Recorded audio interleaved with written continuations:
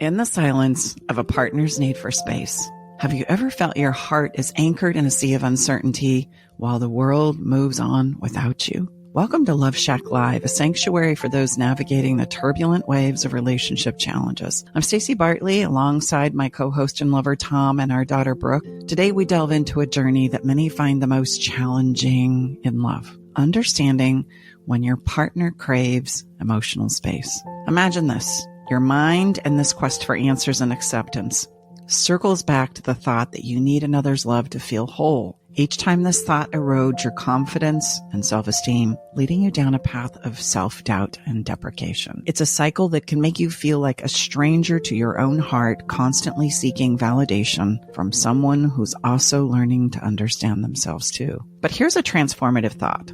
What if you're the greatest thing that ever happened to your partner, yet internal conflicts within them prevent them from embracing you in the relationship? Could giving them space be the key to unlocking a deeper, more authentic connection? Today's episode is about learning how to do those emotional push-ups by finding the beauty in gifts and resistance and learning the most important lesson in love, valuing yourself more than seeking the validation from others. I invite you to join us as we guide you through this emotional landscape, offering insights and tools to help you stop being a stranger to yourself. We're not just discussing strategies. We're embarking on a journey of self-discovery and transformation. It's time right now to find your path back to love, not just with your partner, but inside of yourself. So, what's the next best step? Let's explore together and uncover the answers you've been searching for. This is more than a podcast. It's a journey to the heart of what matters most in relationship.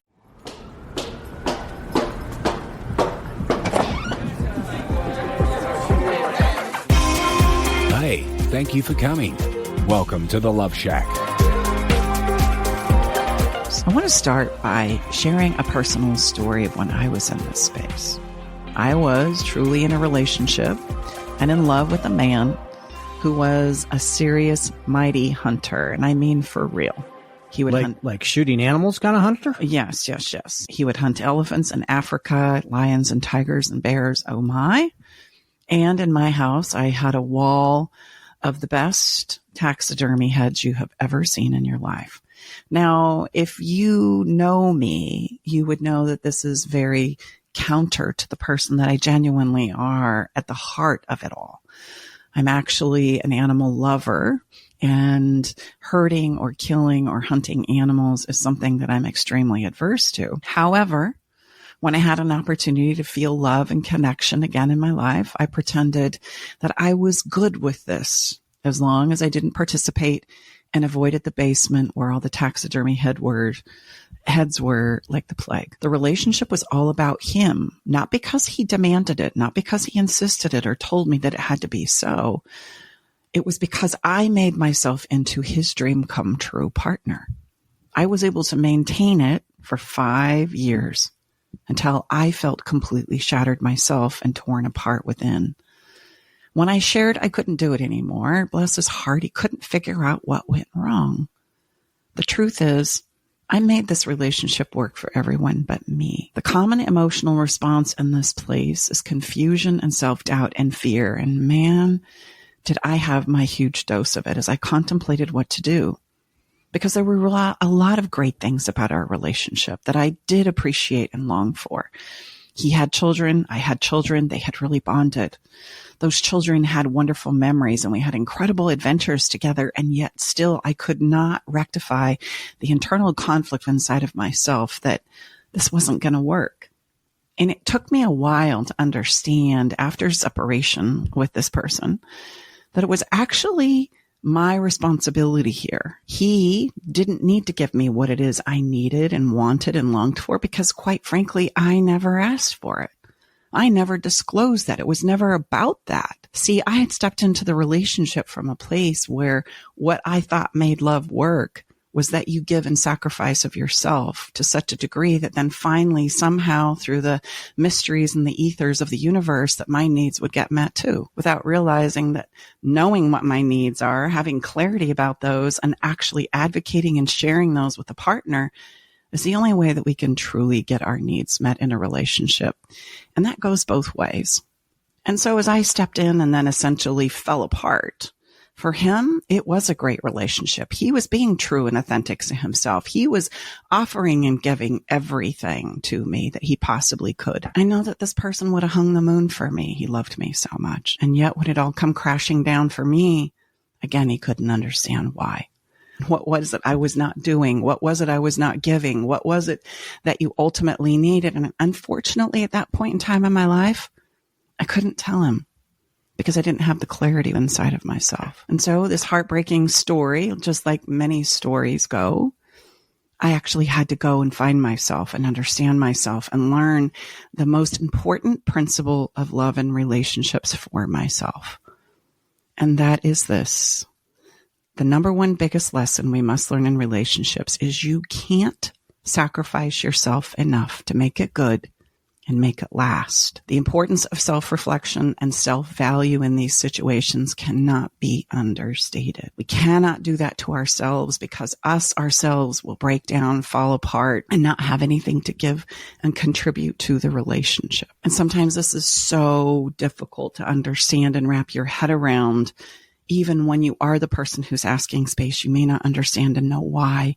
You just know that there's something here that is not congruent. And so often in our endeavors to love, to be good enough, to show up, to be the person I promised you I was, we find ourselves falling short, not because of anything you did, but because of how I set it up in the front side. And so this is the emotional cycle that I want to talk with you about for a minute. Regardless of whether you're on the side that my partner was going, I don't understand. I've given you everything. I've sacrificed and given so much, and I was so happy. Why are you leaving me?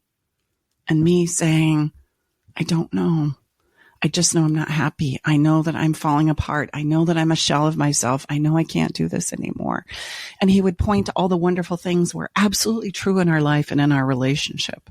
But we have this and we have this and we do this and we go there. And I've given you this and I've shown up here and all the many lists of things. And I would agree and say yes. And I love them and they were wonderful and I treasure them and they're incredible moments. And usually at this point in time, I'd be in a puddle of tears because of the guilt and shame that I felt inside of myself for not coming up with a better answer that I didn't possess. And so it's a leap of faith to say, look, I don't know what's going on here, but I do need to find me. It's an act of faith because I don't know that that's going to work out. The person who's asking space, I didn't know that it was going to help me understand myself and relationships better. I was just trusting an inkling quiet inside of me that said, you know what? This is what you got to do, girl. Figure out a way to make it happen. And I can't even tell you how many thousands of hours I cried about that and raged about it and invited him to marry me not once, but twice.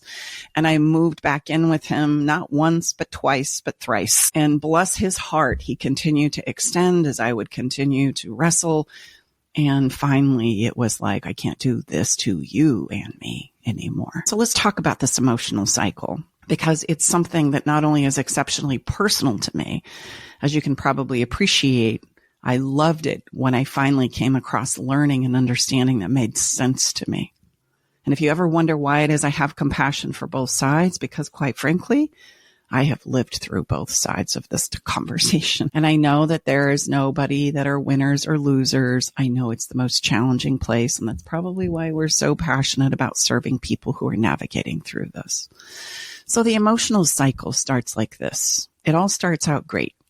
In relationships, we say, hey, you know what? I just want to have somebody hear and say that I'm beautiful and I'm wanted and I'm attractive and that what the life that I dream and hope of is possible. And you want to do that with me too? Oh my gosh, like this is a dream come true.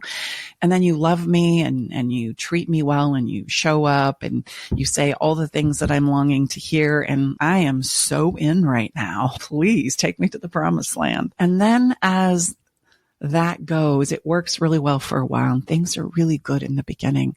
And then there comes that moment where all of a sudden your partner doesn't see you the way you feel is true for you. Meaning you're saying, no, that wasn't my intention. That wasn't the way that it was intended. And then it goes unaccepted. It goes unaccepted. Like, no. See, you said this and this is what it means. And sorry. And you're like, no, I swear that's not the truth for me. And so now I start digging. I've got to convince and prove to them that I am the person I say I am. And it's almost like cue the invalidation. And the deeper I dig in this hole and see and experience that it's not accepted on the other side, the more I unravel and the more conflict and heartbreak and anxiety I'm spiraling in. Why? Because all of my worth, my self-esteem, my good enough issues are no longer seen in someone outside of myself. And I've got to get them to see it. Otherwise, therefore, it does not exist.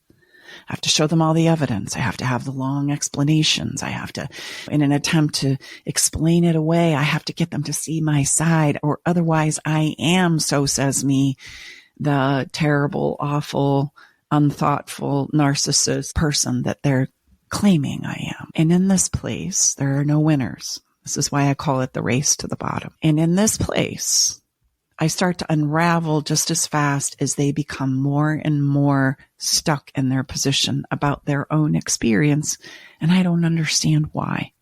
It seems like anything I say or do, or the endless explaining, and then the endless amounts and piles of evidence, it goes unmet. And they start to pull away, or I do. And here we are in this invalidation cycle. This cycle will remain until we can find our way back to a place where I can stand sturdy within myself. And it sounds a lot like this, and we're going to talk about how to get you there today. But it sounds a lot like, you know what? I'm really sorry you've seen that in me. I'm really sorry that that's your experience of me. That wasn't my intention. And when we're both in a place where we can kind of create a new understanding between us, let's just give this a rest and get clear about where we are and what we want from here. That is so much better than the endless explaining and the challenging and the power and control and the manipulation and the defensiveness that is ensuing as everybody is trying to become validated and appreciated and acknowledged as the great, incredible human being that they are. Like, it's just this cycle where the more I try and prove it, the more it seems like a lie. And the more I start to question it myself. So I'm just going to pause here for a minute and see if my compadres, the ones that are flying with me on this conversation, want to interject any thoughts. And then let's step into some of the misconceptions, the fears that kind of drive us to this place or this cycle of breakdown. And then ultimately what it is you can do about it, if by chance you're in that cycle now. Well, I want to start off by pointing out to you, the listener, if you didn't catch it, the very essence of the story that Mom to Stacy shared at the beginning of the show was a huge demonstration of what we call self-rejection. So she had to reject the essence of who she was to show up the way that she did in the relationship. And that is one of the most painful things that we do. And a lot of times we do it without even knowing, because I don't think when she was doing that, she didn't know that she was doing that. She only came to that realization after she got out of the relationship and maybe even many years down the road. And when we talk about self-rejection, I think a lot of people don't know what it is either. They just accept like, okay, that's a bad thing to do, but they don't realize how it shows up in our lives and how we do it even outside of relationships. We do it in friendships. We do it to fit in. When we're kids, we do it to be cool so that we don't get made fun of.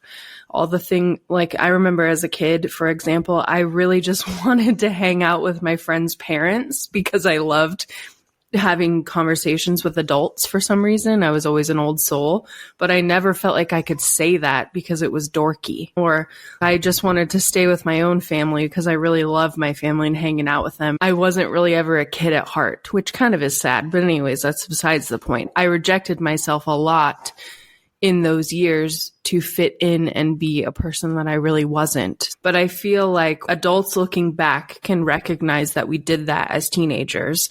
But I don't think that we recognize that we still do it in so many areas of our lives as adults. And we don't realize how that is chipping away at our relationship with ourselves and our self-esteem and our confidence and knowing who we really are but we do it so often. And that's really what I got from what you just said. And I just want people to know how harmful and dangerous it is to reject, abandon all of those things yourself. Mm-hmm. It is. And you know what? At some point in time in our life, it's kind of like almost a rite of passage. We're probably all going to struggle with it at some point, especially the more we care, the more we want to fit in, or sometimes the more trauma that we've had. It can cause me to feel like if I have any kind of a I'm not good enough conversation going on in my head, well, then I make it up that I have to give or extend more of myself in order to be loved, to be beautiful, to be accepted, to be a part of. And these are often the big lessons that we have to learn in our lives about relationships. This was the relationship for me right before I met Tom. And I need to say, you're absolutely right, Brookie. This had been a lifelong lesson that I had been literally attempting to learn again and again and again, 7 times prior. 7. So I'm a slow learner, and I can look back, and in each of those 7, I did very similar things where I would step in. I would make the relationship great for somebody else. It was amazing for a short period of time. And then about year 4 or so, I would start to fall apart and go, oh my gosh, I can't believe this, except for one. And there was one in there that absolutely did the same thing back to me. And that's where the headlights started to come on for me. It was like he ended up becoming a version of himself that was not congruent. And I remember him saying to me, I want to marry you in one moment and run like hell in the next. And I went, that is so well said. I know exactly what that feeling is. And so it is in the dance of love and relationships, right? I sometimes wonder, is the dance of love and relationship to help us learn this very important thing that nobody is going to be able to give us that place of love and acceptance and feelings of good enough until I can find them within me. Yeah. That is the ultimate gift. And then the co-creation part is just going to ask us and invite us to go back there again and again and again in the ability to navigate through the inevitable challenges that are going to confront us. And I'm pretty convinced at this moment in time in 2024 that that is the difference maker between being able to navigate long lasting love. There's an ability for me to go back home to myself and say, well, what do I really need and want out of this? And I can express that. And I can also give that to my partner. What do you need and want out of this? And in that clarity and understanding of both sides emerges the solution that we're looking for. And if I don't have the ability to do that, then there's probably a bit of that. Not probably, there is a lot of self-rejection going on that sometimes we don't see. Stay with us. We'll be right back. Navigating the silent, complex moments of separation or your partner's need for space can feel like walking through a maze without a map. If this sounds familiar, know that you are not alone. This journey, filled with uncertainties and introspection, requires a gentle, understanding guide. Hey, I'm Brooke from Love Shack Live. We see you, and more importantly, we get it. That's why we created the Separation Support Bundle, a collection of resources designed to not just guide you through separation, but to offer comfort and clarity during these times. Our separation guide offers insights and support to help make sense of your emotions and the process of separation. And for those moments when words escape you, our guide on 10 texts to send when navigating space provides thoughtful prompts to help communicate with compassion. Plus, a soothing separation meditation to help ease the overwhelming moments. Because sometimes all we need is a starting point, or a way to start feeling okay again. Remember, you don't have to journey through these complexities of separation alone. Our Separation Support Bundle is here to accompany you, guiding you towards healing, understanding, and most importantly, the renewed sense of self. Visit stacybartley.com/bundle today to access your free separation support bundle. At Love Shack Live, we're all about exploring the real stuff that relationships bring, the good and the challenging. So let's tackle this together, because even in the hardest times, there's hope, growth, and yes, even love to be found. There was a really powerful quote that was shared in our Love in Limbo 30-day roadmap call yesterday.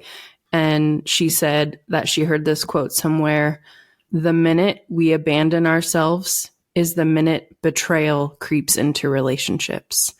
And I think that's so powerful because we don't usually think that anything having to do with something that we do to ourselves in a relationship would equal betrayal, but it's true.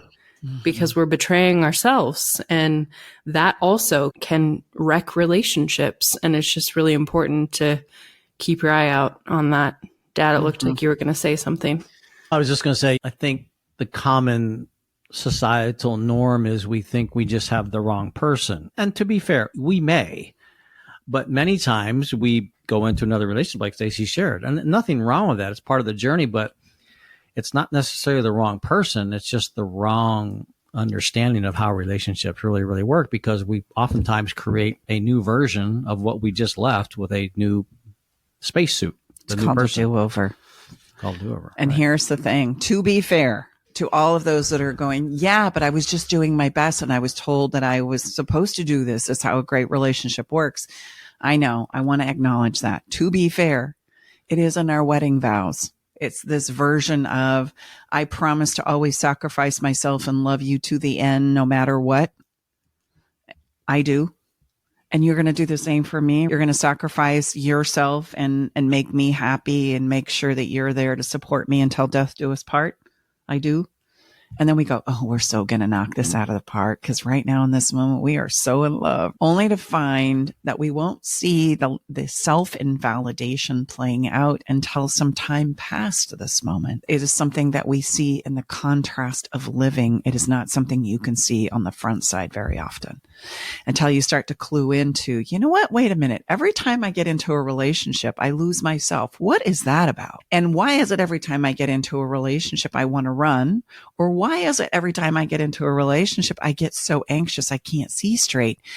It's because I'm doing some version of self-invalidation or rejection. There's this interesting concept that's going around about people who are neurodivergent, and that can be anything. Like it could be ADHD, even anxious, autistic, and a lot of people are on the spectrum, and you would never even guess it. And it's called the fear of being perceived. So literally just someone considering you or looking at you and wondering what your needs are, and also you having to do the same thing for them, can be exhausting. So like for me, I always want to make sure that Jack loves the show that we're watching. And if I can even sense that he is not enjoying it, even maybe like an iota, like he just picks up his phone and checks a text or something, I'm like, oh God, he hates the show that I picked. Now I feel so stupid that I suggested this show. So then that makes me want to like dampen myself down and be less perceived, so that he will suggest a show he wants to watch more. So then I don't have that mental gymnastics going on in my head of being like, oh God, I don't want to be responsible for picking the show. And then he hates it. And then all of those thoughts that are going on. So there are so many things that people aren't even realizing that they're doing that's just a little form of self-abandonment. But I'm doing it to soothe myself because I don't want to be perceived in a way that I don't want to be perceived. It's like there's so many little micro decisions that we make in our relationships where we're trying to do that. We're trying to decide what our partner likes or if they like it. And then if we think they don't, then next time we won't suggest something when maybe they were just thinking about a meeting at their work tomorrow and they're checking their calendar. It has nothing to do with whether or not they like the show. But those little interactions can be so powerful if we let them be. And it can cause you to turn into a version of you that you don't even know you're doing. And you're losing yourself just because of the way that you're being perceived, you know? Well, there's a great statement in psychology that says there's actually 3 perceptions that are going on all the time. The way that I perceive myself, the way that I perceive you, and the way that I think you perceive me. Mm-hmm. And that's exactly what you're talking about. Mm-hmm. And all 3 of those are playing out in a nanosecond. There's the way I perceive me, the way I perceive you, and the way I think you're perceiving me. And that's usually the one that gets us, the way that I assume or think that you're perceiving me. And the only way I know of in the human condition to vet that out is to ask, which brings me to the difference between assumption and understanding. I want to talk about that because these are important. Understanding is where I am aware of my own and other people's feelings, which allow me to be tolerant and forgiving because I understand it. If I don't understand it, then I'm fearful and I'm assuming a whole bunch of things, like just as your great example there, Brooke. He picks up his phone. He's probably loving the show, but we won't vet that out. You just note that he picked up his phone and then you assume, which is something accepted as true or as certain to happen without proof. And so if I don't want to assume and I want to step into understanding, I have got to commit to myself and to my partner and others that I will vet it out, which can be done very easily by simply asking a question. Hey, you know what I'm making up now that you don't enjoy the show? Is that true? And that fast, it could be handled. But you know what? We don't do that. What do we do instead? We spend endless hours twisting on this, and every hour spent is another hour of self-deprecation. And just like I had described in my share as we opened the show, that's how we fall apart. There's a little bit more to this story. There was a girl who was talking about the fear of being perceived. And so she said a lot of people who have this fear or they let it rule their interactions would rather say to a person or their partner or a friend, you always pick the show, and pretend to enjoy a show or watch a show that they don't like just to avoid all of that hullabaloo that we just spoke about. So potentially for the next 30 years of my life, I could tell Jack to always pick a show and lie and say that I love it just so I don't have to do the mental gymnastics of picking a show and wondering if he likes it and constantly looking over at him and being like, is he laughing? I just think that's so interesting that we do that to ourselves. And I know it's so common.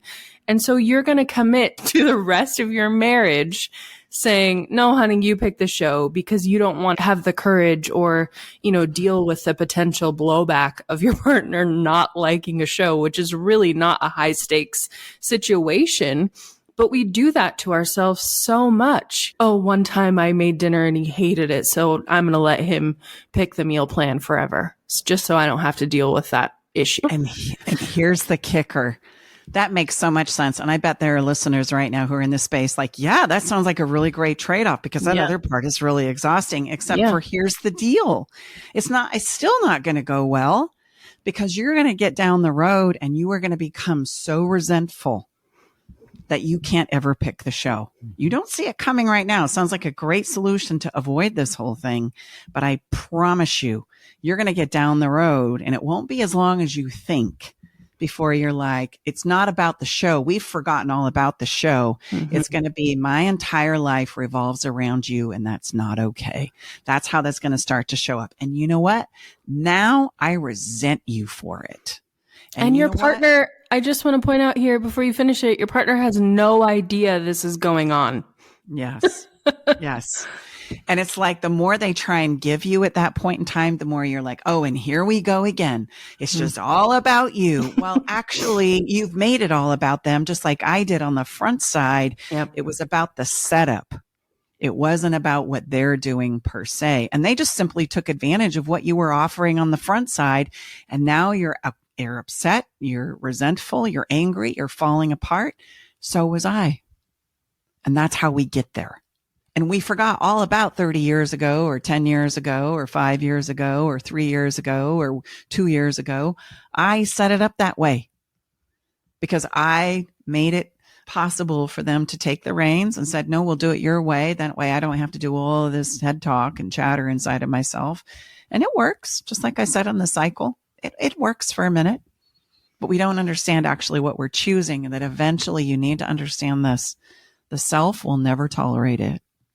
Because if there's one thing that the essence of who you are and who you have the intelligence and the capability to be, it will never tolerate it. It will always win. Before I move on to the next part, I have another thing to share. There was a woman my age in her 30s talking about this exact issue and how we often assume that our partners are annoyed. So her example was, I'm getting my nails done and I just get a feeling like, oh, I know my husband wants me to rush home. I just know he wants me to rush home because he's at home with our 2 little kids. He's probably overwhelmed. I just know he wants me to rush home. And so then she's like, I'm getting annoyed because I feel like I have to rush the end of my nail appointment, and, maybe I want to get a coffee, but I can't because he wants me to rush home. Never did he say that he wanted her to rush home. She just made up this whole scenario in her head. And she pointed out how we resent our partners so much for those conversations we have in our head that are never proven. We don't have the intel. So they came up with a policy in their marriage, which I thought was so good. It's not annoyed unless proven guilty. So both of them stop assuming that either one of them is annoyed. And if they feel like it's possible that their partner is annoyed, they ask. And here's the real kicker. If the partner says, no, I'm not annoyed, they believe them. Because how often does your partner say, no, I'm not annoyed? And you say, I know you are. I know you're annoyed. And then maybe now they're annoyed because they're like, I don't want to have to convince you of this. I just thought, wow, that was genius, Mm-hmm. Mm-hmm. Kind of goes back to there's only one way to handle it. And you've got to vet it out. Mm-hmm. I'm running late at my nail appointment. Are you good? Can I slow down? Do I have plenty of time? Yeah, no, babe, I'm good. That's the only way to vet that out and manage the own internal thoughts. But here's the kicker as well. You got to know to ask the question and not just react and to respond to the emotions that you're feeling as though they're valid and true. So those are all really great examples. And some of the ideas when we're in the space of separation that we can buy into that can get the better of us are some of these misconceptions that are based in fear, where I feel like I'm fake and disconnected, but I don't want him to leave. That's kind of a catch-22. I know I'm not showing up and feeling connected to you, but please don't leave me. That's kind of like we used to do when we were in junior high and high school, where it said, I don't like you and you're not really my friend, but I would be crushed if you told me I wasn't your friend. And we need to think about these things. These are the things that we do when I don't have a very good working acumen of self-validation within me. Otherwise, I'd be able to say, you know what? It's okay that you don't like me. I can let that go because I'm good as I am. I don't need you to like me to be okay. It's good. Tell me how you're feeling. And it's only from this place I want to point out that we can have honest conversations about what it is we're really experiencing. Otherwise, we're dancing in this illusion that is so very common in relationships. It's like there's a lot going on, but nobody's talking about it. So we just pretend, kind of like I did. Oh my gosh, the animal rights activist has got a trophy head of animals, like a complete museum in her basement that I'm embarrassed to even let people see because it's so counter to who I am. And I have all kinds of narratives and stories to justify it. Not only that, my household income is contributing to somebody going out and participating in this. Like, that's going to create a conflict.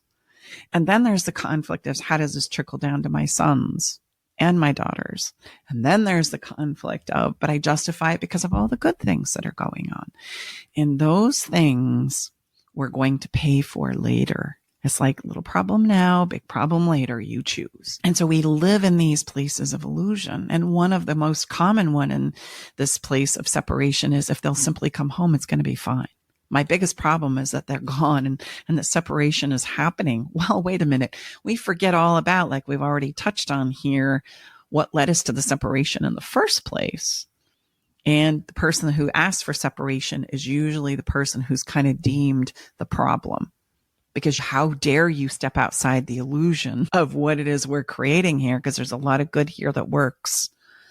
And how dare you get to a place where you can't do it anymore? Let me play devil's advocate, though, because in other episodes we've said just because your partner asks for a space of separation does not mean that it's over. Mm-hmm. But yet you just said that, so are we playing both sides of the aisle, so to speak? No. I mean, when somebody asks for space, there's a lot to be learned and uncovered there. And that's the position we hold in all of these episodes. Initially, it feels like you're violating or betraying me or leaving me behind or discarding me or I'm, cast aside and not good enough, especially when I'm coming from that good enough conversation.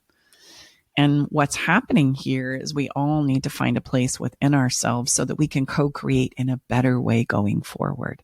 Otherwise, what's going to happen is you're going to come home and whatever it is I'm doing that got you to come home, I'm going to need to continue to do, as Brooke was saying, 30 years of letting you choose the movie seems innocent, seems like no big deal, until it starts playing out day after day after day. And that leads very much into, here we go again. I'm negating myself. I'm not happy. Now I'm angry and resentful, and I don't know why. And it's because I've given you the permission to rule my life from a good place, but that one's going to always catch up to me.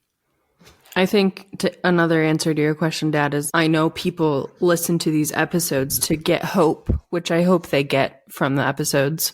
But there are some relationships that won't be able to recover from space, and there are some that will. And it doesn't really depend on whether or not the person comes home. It depends on whether or not both people can learn how to come back to themselves and talk about the things that led to them abandoning themselves and becoming burnt out in the first place.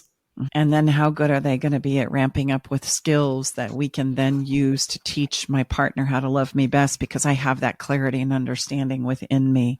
I just want to point out that that's not even possible to step out of illusion if I don't even have that working acumen inside of myself. As I say often, I've got to be able to translate my own thoughts, feelings, and emotions into a language that first I can understand. That's the only way I know of in this moment that I'm not going to be able to react and respond instead. And I then have to muster up the courage and the value and the appreciation that that is okay to feel the way I feel and think the way I think, so much so that I'm going to be able to not only disclose it, but advocate for it. And that's a whole nother level of like valuing myself, appreciating myself. And that's a journey. That's a journey that of relationships help us embark on. And a small example, I think sometimes we say things and we just assume that everybody knows what we're talking about, like permission and safety for your partner to feel the way they feel. An example that I mentioned of the couple who agreed to assume they were not annoyed unless proven guilty was, if my partner says, no, I'm not annoyed, you believe them. But on the other hand, if they say, yes, I am annoyed, and yes, it's you who made me annoyed, then you have to be okay with that. You ask the question, are you annoyed? And they say yes. And you say, why? And they say, it's because you did this thing. You can't then explode on them. You can't then say, I can't believe that little thing I did made you annoyed, and then you ignored me for the whole day. And now when I ask you if you're annoyed and you say yes, and you tell me why, I can't believe it.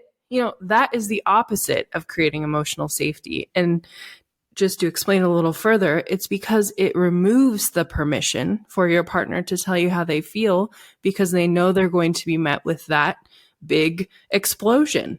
So you have to see that is the opposite of what you're wanting to create in relationships. I get why you feel that way, because you want to defend yourself and you want to say, no, that's not what I meant, or all of those things. But in that moment, that's not what you need to be doing. You need to listen and allow your partner to tell you why they're annoyed. Then after that, you could say, hey, could I explain where I was coming from and why I didn't want you to feel annoyed? Sure, have that conversation. But you have to have the baseline emotional safety and permission for you both to be able to say those things, because otherwise you don't have a relationship.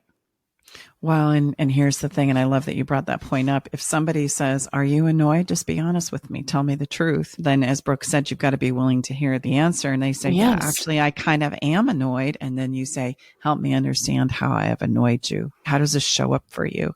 And in that question being asked, it's going to help us see the triggers within all of us that have gotten pushed, and most of them you're going to find you're not responsible for. Yeah. That's the funny part. Oh, wow. I see. I couldn't have done anything with that. And I now understand why you got fired off. I get right. it. That it brings us ironically closer together.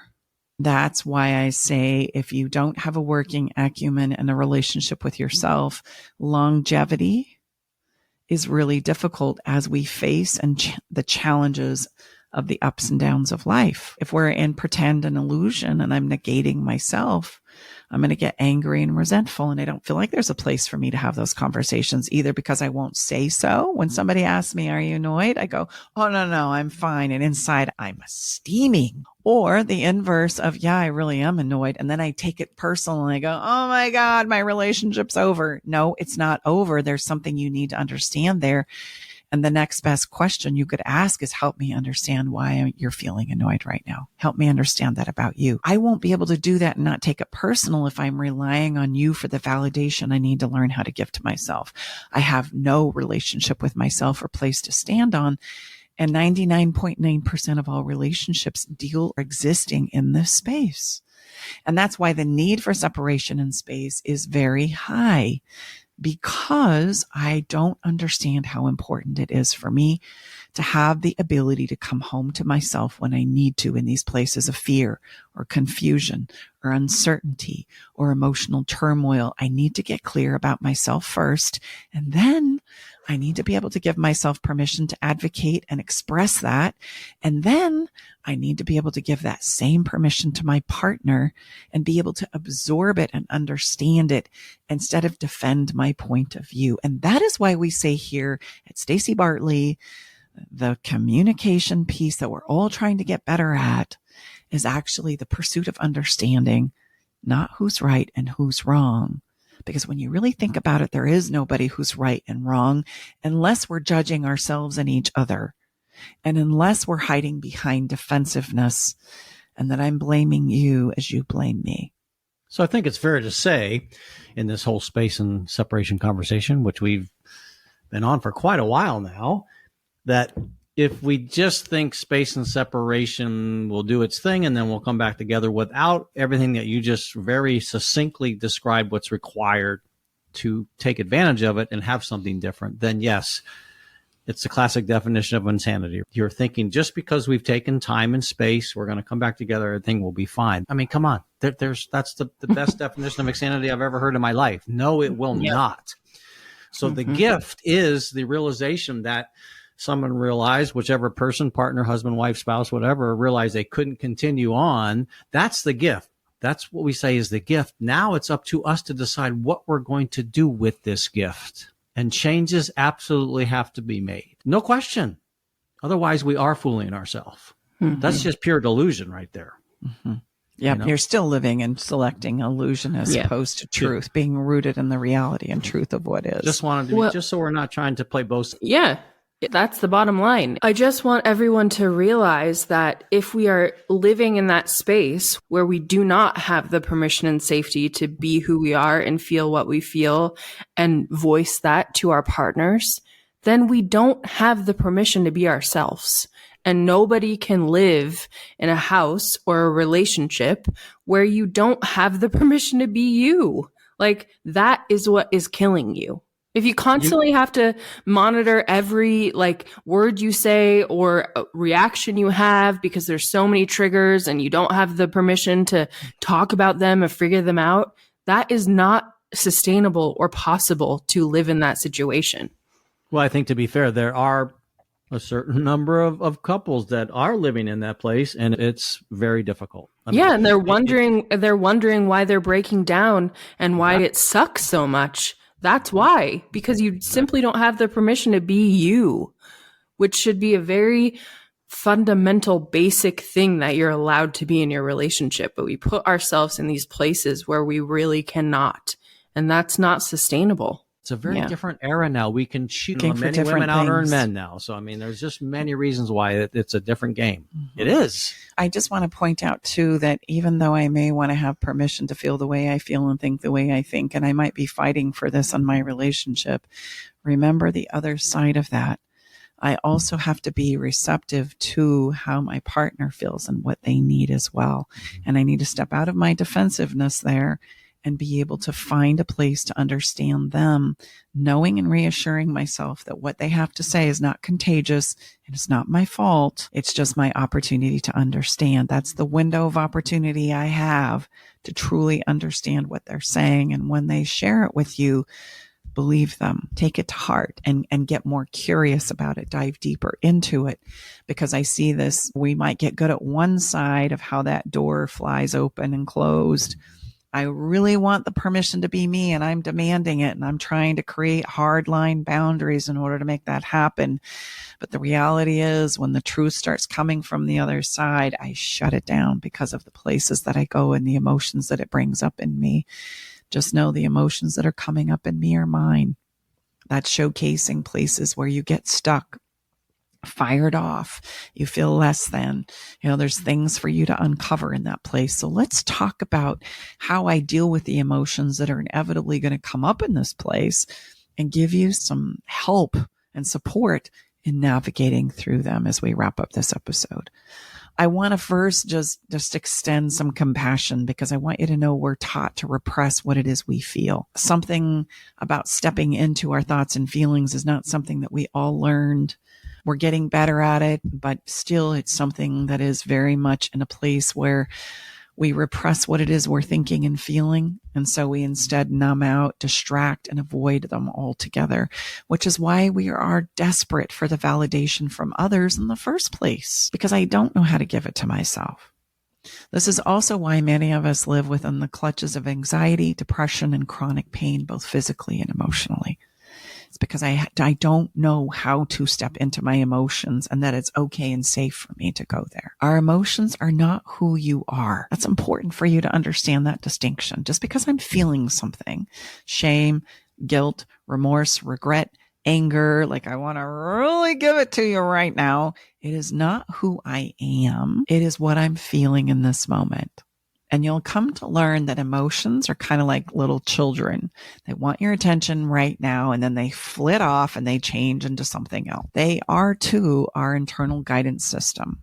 And that's an important message. They have important messages for you, and they're needing to be understood, questioned, and then allowed to flow through you. Otherwise, they get all hung up and bottled up in there. And I call that emotional constipation, which, by the way, is a real thing. As our internal world, we really do shape our realities from the emotions that I experience. And so it's important that we understand how to do that emotional digestion that works like this. The first thing I'm going to encourage you to do is name your emotions. Why? Because this separates them from you. It's just a feeling I'm having. It's not who I am. That's important. Number 2, I want you to explore that emotion. Like, what are the thoughts I had that led to this emotion? Or what did you just say that actually spiraled me off into this place? Or what is it that I'm most afraid you will say? Those are going to highlight places where I want to develop a working acumen within me. As you do this, you will begin to see what triggers you and what it is that's firing you off. Next is I ask you to ask yourself, what is it I'm hearing or making up is true right now in this moment? Because we make up a lot of things based on a word, a picture, an assumption. Remember what assumptions are. Assumptions are things that I believe to be valid and true that I never vet out. And I stack on those as though they are the truth. And that has me showing up in my relationship differently. And then the last thing I'm going to invite you to do is accept the way that you feel and allow yourself to go quiet in a place where you can be with them. And it's from this place then you can ask, what it is that I want, or what is it I need to do in order to feel just a little bit better right now? And when you don't try and change your emotions, you'll find that you can relax within them, and the answers and solutions and remedies that you need will emerge as I sit in it. And then I can take action from there. Once I get a remedy, something I want, we spend way too much time in what I don't want. Way too much time. And the more I sit there, the more I feel less than, the more I self-deprecate myself, the more invalidated I feel. I can ask a question. I can vet it out. I can help me understand where you're coming from. This is where I'm coming from. These are the things that we need to embark on in understanding the emotional experiences we have as a human being. And then ultimately, I want you to give yourself that permission we've highlighted today to feel the way you feel and think the way you think. and then know that you can decide and choose what's next. Just because I feel like I want to slash your tires and punch you in the face right now doesn't mean I'm going to do it. It just means, oh, wow, if I really am thinking about doing that, I must be really upset. Well, what am I upset about? And what do I need to do about it? Do I need to tell you why I'm upset? Do I need to ask for something that I need? If I allow it, those answers will come. So instead of repressing them and doing some of those things, I would suggest that you do this. This is how we stay rooted in ourselves. When you're being accused, especially of something that you know and feel like you didn't do, I want you to remember your good intentions throughout the relationship. Continue to observe and be self-reflective, which, by the way, you might need some skills and practice to do. Being self-reflective is knowing that you're on solid ground. You told me that I'm a liar. You told me that I'm abusive. Okay, where might that be true? That would be a better place for you to go than defending it. And then you have to be careful because there's a line that you're going to cross where you go, oh my gosh, I'm an abuser. I'm a tolerable person. Nobody is ever going to love me. No, that's not what we're saying either. If it is something that I do, I can say yes and then commit to myself how I'm going to do it differently when I feel this emotion. And then you can let it go and move on. That's how we become better versions of ourselves. If it's no, I don't do that. I know I don't do that. I've never known myself to do that. I can let it go from the get-go. And this is how we have to start ruddering ourselves. But this is something nobody can give you. This is something that only you can give yourself.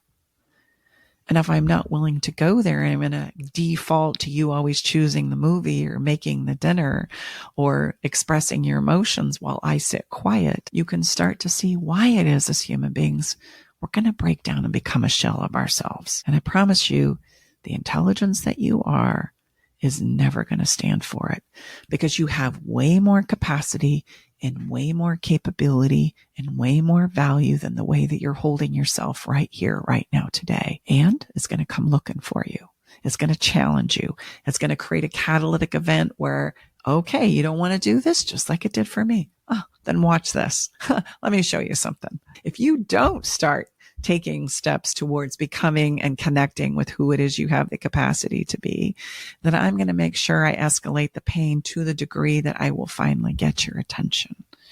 And that's what happens for us. And if by chance you're in a place where somebody is accusing you of doing terrible things and being a person that you don't feel like you are, it's important more now than ever that you find this place inside of yourself.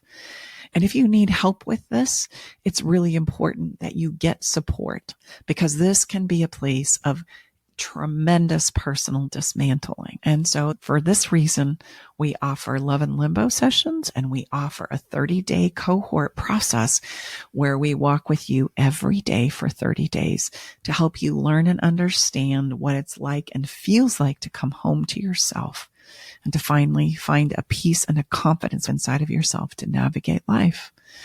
It's work that we're passionate about. And if you want more details and dates and times of when these two things start, the sessions, which is one night, and the 30-day roadmap, which is 30 days, you can go to my website at stacybartley.com and you can find all the updated information that you need there. I recommend this statement of truth is for all of you. If somebody is accusing you of doing something, a great place to begin is this. I'm sorry you see me in that light. That's not my intention. And what I would like is for us to find our way back to the good that we once had. And you're not going to say anything else. And that alone will begin to root you inside of what it is you know to be true. Say that one more time. Of yourself. Yep. So if someone is... I'm sorry you feel that way about me. That's not my intention. I hope that as we come home to ourselves or that we get rooted in ourselves, or I hope that we can find our way back to the good that we've experienced in our relationship. That's what I'm about. And you're going to leave it at that. You've acknowledged that they've said what they've said. You're not going to explain it away and invalidate yourself and start digging in that hole.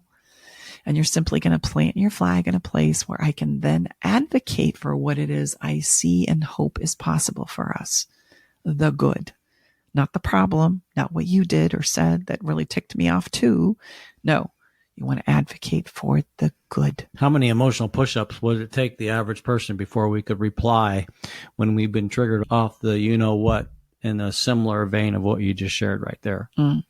Are we talking maybe at the end of the roadmap, you might be able to reply that way? Absolutely. Well, even in the roadmap, you're only talking about a week or two. Once you get the concept, you realize it's a much easier path than what you're doing. I mean, Bricky kind of highlighted at the beginning of the show eloquently about all the bandwidth and all the emotional effort and energy that we expend and spinning there, when really I just have to say, geez, I'm sorry that's the way you feel about me.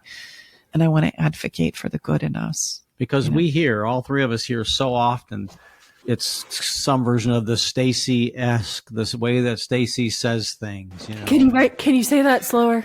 I want to write that down. I wish someone said. I wish that was recorded. I wish you were in my ear when I got triggered and I was trying to respond to my partner. But you guys, you have to realize these are the reps that you hear all of us talk about. It really is. If you have a physical practice, you should really resonate. It's no different. Think how hard and awkward you felt going through your first practice of some new, say, routine, whatever routine, gymnast, basketball, CrossFit, running. Or even like doing an icebreaker at like a networking group or something. Yes, exactly. So they just flow out of Stacy. You have to realize she's done these hundreds of thousands of times. It will start to roll off of us when we have a few of the reps to replace some of the things we've always said. We have to just replace them. And I think you would agree, those weren't fancy words that Stacy used. That's like I always remind people, we don't use fancy words. We may use them in a sequence of which you've not used them before. Yeah. But the good news is they're not fancy and they're easy to understand, but they're simply in a sequence that's going to render a much different result for you and whomever you're sharing them with. It's really that simple, which is great news. And that can be learned by anybody. They really can. Yeah, as we like to say, love is not for the chosen few. No. It is for those who are willing to roll up their sleeves and learn the principles that govern it. And on that note, I'm going to leave you with this thought. Learning and connecting with the value of oneself is the best, most incredible gift that you can give, not only to yourself, but to others. Because it is from this place that you're going to be able to express how you feel and allow someone to do the same. And without it, you won't be able to do it. You're going to be too eager to get their attention and their validation so that you can be right and feel good enough. Or I'm going to step into defensiveness when they're trying to share about their piece and perspective. That needs to be laid to rest. And the only way I can do that is knowing that I'm okay within me. I know of no other way. Otherwise, I'd give it to you.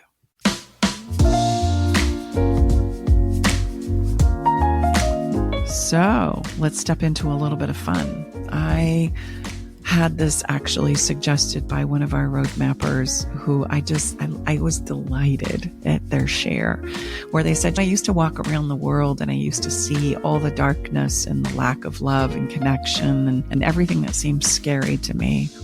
And then I decided to challenge myself, and instead, when I walked around those same places, look for evidence of love and goodness and kindness and empathy. And what she shared with us was lots of sidewalk art that she was finding as she was looking for different things.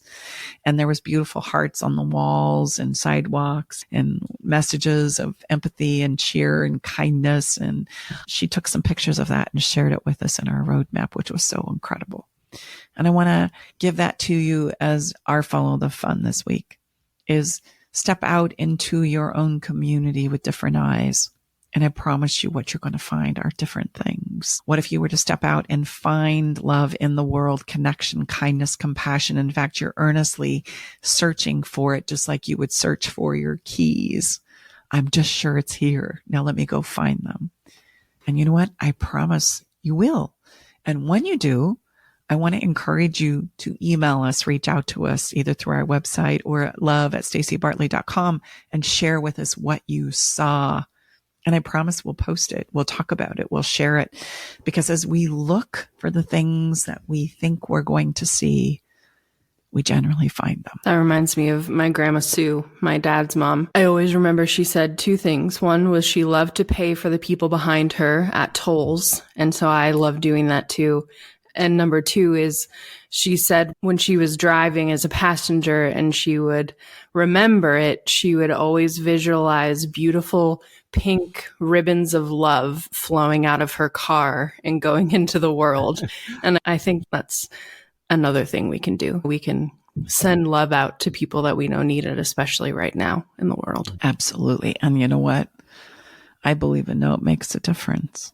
You know, I can't tell you how many times I've done that, and then I get a call from the person that I'm thinking about. It's amazing how that works.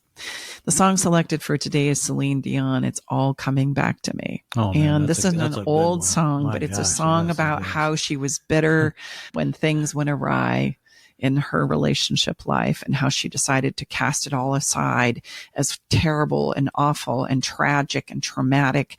And then the song circles back to, I'm coming home and I'm coming back to me now, because I'm remembering, no, there were good things and wonderful moments and things that I cherished. And I'm starting to remember the best parts of me, and I'm starting to remember the best parts of us. It's a beautiful song, an oldie but a goodie. I think it very much speaks to the heart of what it is we're trying to communicate with you today. Is this tough and hard? Hell yes, it is. I don't negate that. Is there a better way through it? Yes. And that better way is finding a place within you that feels good and true and right. And remember, you are good enough regardless of the things that you've done. Why?